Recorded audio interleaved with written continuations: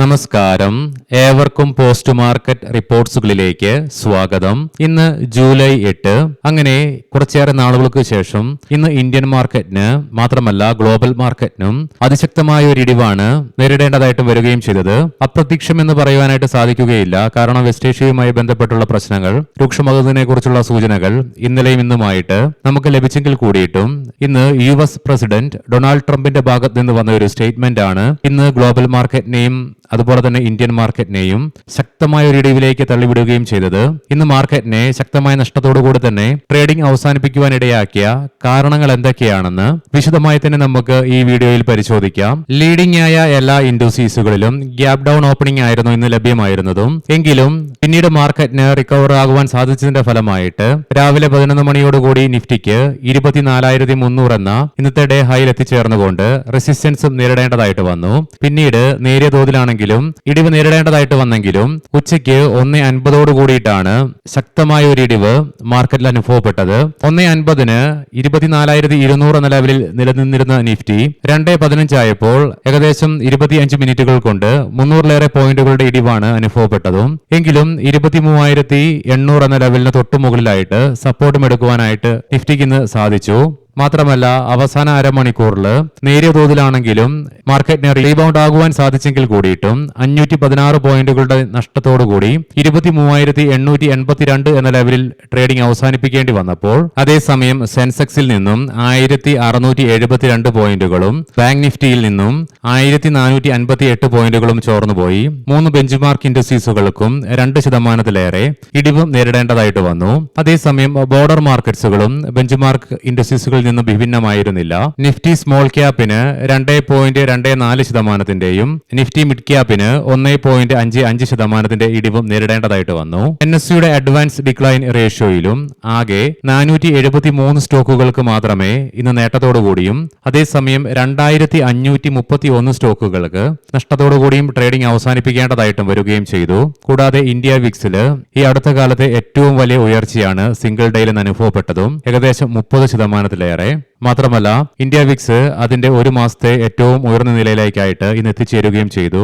Sector vice ആയും stock vice ആയിട്ടുമുള്ള analysing നടത്തുന്നില്ല. കാരണം ഇന്ന് എല്ലാ മേഖലകൾക്കും തന്നെ കനത്ത ഇടിവ് നേരിടേണ്ടതായിട്ട് വന്നു. മാത്രമല്ല ഒട്ടുമിക്ക സ്റ്റോക്കുകളിലും ഇന്ന് ഇറാഷണൽ ആയിട്ട് തന്നെ ശക്തമായ ഇടിവും അനുഭവപ്പെട്ടു. ഇനി നമുക്ക് ഇന്ന് നമ്മുടെ മാർക്കറ്റിനെ ശക്തമായ ഒരു ഇടിവിലേക്ക് നയിച്ച കാരണങ്ങൾ എന്തൊക്കെയാണെന്ന് ഓരോന്നായിട്ട് പരിശോധിക്കാം. ഇന്ന് രാവിലെ നമ്മൾ പ്രീ മാർക്കറ്റ് റിപ്പോർട്ട്സിൽ കണ്ടിരുന്നു, കഴിഞ്ഞ ദിവസം ഹോർമൂസിൽ വെച്ച് ഇറാന്റെ ഭാഗത്ത് നിന്നും 2 കൊമേഴ്ഷ്യൽ കപ്പലുകളുടെ മുകളിൽ നടത്തിയ മിസൈൽ ആക്രമണവും കൂടാതെ ഇന്നലെ രാത്രിയിൽ ഖത്തറിന്റെ LNG ടാങ്കറിന്റെ മുകളിൽ നടത്തിയ ശക്തമായ ആക്രമണത്തെ തുടർന്ന് ഇന്നലെ US വീണ്ടും ഇറാനെതിരെ ആക്രമണം അഴിച്ചുവിടുന്ന കാഴ്ചകൾ തന്നെയാണ് കാണുവാനായിട്ടും സാധിച്ചിരുന്നത്. എന്നാൽ ഇന്ന് രാവിലെ നമ്മൾ പ്രീ മാർക്കറ്റ് റിപ്പോർട്ട്സിലും കണ്ടിരുന്നു, ഇറാന്റെ ഭാഗത്ത് നിന്നും US മുന്നറിയിപ്പ് നൽകി. അതായത് ഇന്നലത്തെ US ആക്രമണത്തിന് തത്തുല്യമായിട്ടുള്ള ഒരു മറുപടി ഇറാൻ നൽകുമെന്നുള്ളത് അതിന്ന് അക്ഷരാർത്ഥത്തിൽ അവർ പാലിച്ചിട്ടുമുണ്ട്. ഏകദേശം ഇന്ന് ഇന്ത്യൻ സമയം ഉച്ചയോടുകൂടി റിപ്പോർട്ട്സുകൾ പുറത്തു വന്നു. അതായത് ഇറാന്റെ ഭാഗത്ത് നിന്നും ബഹ്റിനും കുവൈറ്റിനും നേരെ ആക്രമണം നടത്തിയതുകൊണ്ടാകാം അവിടെയുള്ള സൈറനുകൾ മുഴങ്ങുകയുണ്ടായി. എന്നാൽ ഇതിനെക്കുറിച്ച് വിശദമായിട്ടുള്ള റിപ്പോർട്ട്സ് ഇതുവരെയും പുറത്തു വന്നിട്ടുമില്ല. ഈ വാർത്ത പുറത്തു വന്ന് ഏകദേശം 1 മണിക്കൂറുകൾ പിന്നിടുന്നതിന് മുന്നേ തന്നെ സംഘർഷം അവസാനിപ്പിക്കുന്നതിനായി ഇറാനുമായി ഒപ്പുവെച്ച ധാരണാപത്രം അവസാനിച്ചുവെന്നും ടെഹ്റാനുമായിട്ടുള്ള ചർച്ചകളിലോ ഇടപാടുകളിലോ ഏർപ്പെടാൻ താൽപര്യമില്ലെന്നും US പ്രസിഡന്റ് ഡൊണാൾഡ് ട്രംപ് തുർക്കി തലസ്ഥാനമായ അങ്കാറയിൽ നടന്നുകൊണ്ടിരിക്കുന്ന നാറ്റോ ഉച്ചകോടിക്ക് മുന്നോടിയായിട്ട് സംസാരിക്കുന്ന വേളയിൽ ഇങ്ങനെയൊരു പ്രസ്താവന അദ്ദേഹം നടത്തിയതാണ് ഇന്ന് ഗ്ലോബൽ മാർക്കറ്റിനെയും ഇന്ത്യൻ മാർക്കറ്റിനെയും ഒരേപോലെ തന്നെ ശക്തമായ ഒരു ഇടിവിലേക്ക് തള്ളിവിട്ടത്. പിന്നീട് എടുത്തു പറയേണ്ട കാര്യമില്ലല്ലോ, ഓൾറെഡി നമ്മൾ ഇന്ന് രാവിലെ പ്രീ മാർക്കറ്റ് റിപ്പോർട്ട്സിൽ കണ്ടിരുന്നു, എണ്ണയുടെ വിലയിൽ വീണ്ടും 2.5% ഉയർച്ചയായിരുന്നു അനുഭവപ്പെട്ടെങ്കിൽ ട്രംപിന്റെ ഈ പ്രസ്താവന വന്നതോടുകൂടി വീണ്ടും എണ്ണയുടെ വിലയിൽ തീപിടിക്കുന്ന കാഴ്ചകൾ തന്നെയാണ് കാണുവാനായിട്ടും സാധിക്കുക. ബ്രെന്റ് ക്രൂഡിന്റെ വിലയിൽ 5% ഉയർച്ചയോടുകൂടി $78.19 എന്ന നിലയിലേക്കും ക്രൂഡ് ഓയിലിന്റെ വില 5.25% ഉയർച്ചയോടുകൂടി $74.07 per ബാരൽ എന്ന നിലയിലേക്കും എത്തിച്ചേർന്നു. മാർക്കറ്റ് സ്റ്റെബിലിറ്റിക്കും മുന്നോട്ടുള്ള പോക്കിനും എണ്ണയുടെ വില എപ്പോഴും ഉയരാതെ സ്റ്റഡിയായിട്ടോ അല്ലെങ്കിൽ ഇടിവ് രേഖപ്പെടുത്തേണ്ട ആവശ്യകതയുണ്ട്. എന്നാൽ ഇന്ന് എണ്ണയുടെ വിലയിൽ മറിച്ചുള്ള ഒരു ആക്ഷൻ വന്നതും ഗ്ലോബൽ മാർക്കറ്റിനെയും ഇന്ത്യൻ മാർക്കറ്റിനെയും ഒരേപോലെ തന്നെ സ്വാധീനിച്ചു. കാരണം എണ്ണയുടെ വിലയിൽ ഉണ്ടാകുന്ന ഉയർച്ച ഇൻഫ്ലേഷനുള്ള സാധ്യതകൾ വർദ്ധിപ്പിക്കുന്നത് കൊണ്ട് തന്നെ ഇന്ന് ഗ്ലോബൽ ക്യൂസും ഇതിന്റെയൊക്കെ ഫലമായിട്ട് ശക്തമായി തന്നെ വീക്കായിട്ട് മാറി. ഇന്നലെ ഓൾറെഡി US മാർക്കറ്റുകൾക്ക് IT ചിപ്പ് മേഖലയിൽ ഉണ്ടായ ഇടിവിനെ തുടർന്ന് ശക്തമായ നഷ്ടത്തോടുകൂടി തന്നെയാണ് ട്രേഡിംഗ് അവസാനിപ്പിച്ചതും. എസ്പെഷ്യലി FOMC മിനിറ്റ്സിന്റെ റിലീസ് ഇന്ന് നടക്കാനിരിക്കുന്നതിന് മുന്നോടിയായിട്ട് നിക്ഷേപകർ പുലർത്തിയ ജാഗ്രതയുടെ ഫലമായിട്ടും കൂടാതെ ഈ നെഗറ്റീവ് ന്യൂസ് വെസ്റ്റ് ഏഷ്യയുമായി ബന്ധപ്പെട്ടുകൊണ്ട് പുറത്തു വന്നപ്പോൾ തന്നെ യുഎസിലെ ഡോ ജോൺസ് ഫ്യൂച്ചറിലും ഏകദേശം 700-ലേറെ പോയിന്റുകളുടെ അഥവാ 1.5% ഇടിവും ആണ് ഇന്ന് അനുഭവപ്പെട്ടത്. മാത്രമല്ല ഇന്ന് യൂറോപ്യൻ മാർക്കറ്റ്സിലും ഏഷ്യൻ മാർക്കറ്റ്സിൽ അനുഭവപ്പെട്ട ശക്തമായ വീക്ക്നെസ്സും.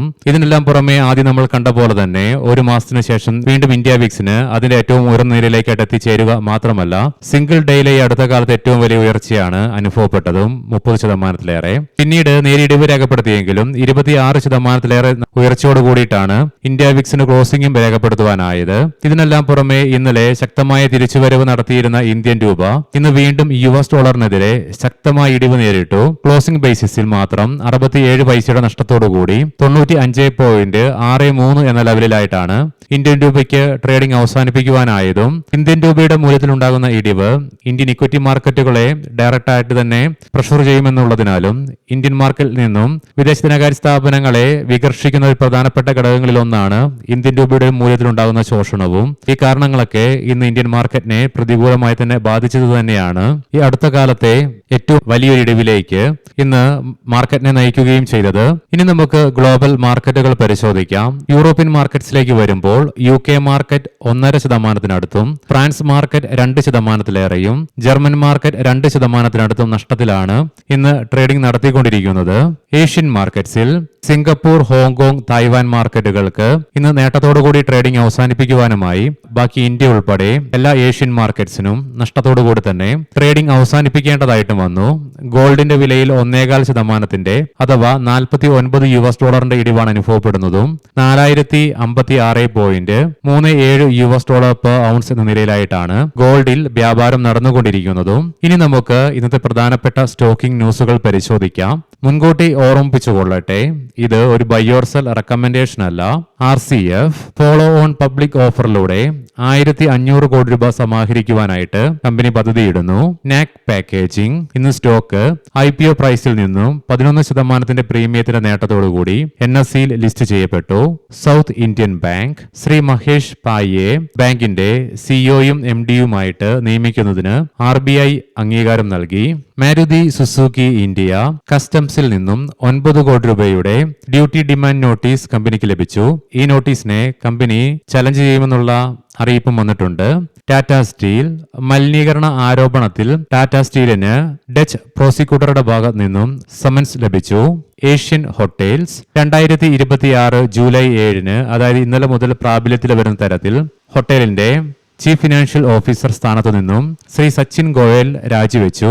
നാറ്റ്കോ ഫാർമ കമ്പനിയുടെ ദക്ഷിണാഫ്രിക്കൻ ഉപസ്ഥാപനത്തിൽ 1400 കോടി രൂപയുടെ നിക്ഷേപം നടത്തുവാനായിട്ടുള്ള അംഗീകാരം കമ്പനിയുടെ ബോർഡ് നൽകി. Tilak Nagar industries liquor business ചെയ്യുന്ന കമ്പനിയാണ്. MHന്റെ ഒക്കെ പ്രൊമോട്ടേഴ്സ് ഇവരാണ്. ഇന്ന് പുറത്തുവിട്ട ജൂൺ മാസത്തെ കമ്പനിയുടെ സെയിൽസ് ഡേറ്റയിൽ എക്കാലത്തെയും ഉയർന്ന പ്രതിമാസ വിൽപ്പന രേഖപ്പെടുത്തിക്കൊണ്ട് 3.4 മില്യൺ കേസുകളുടെ വിൽപ്പന കമ്പനി രേഖപ്പെടുത്തി. ഏവർക്കും ശുഭരാത്രി നേരുന്നു. നാളെ രാവിലെ പ്രീ മാർക്കറ്റ് റിപ്പോർട്ട്സുമായി കണ്ടുമുട്ടാം. നന്ദി, നമസ്കാരം.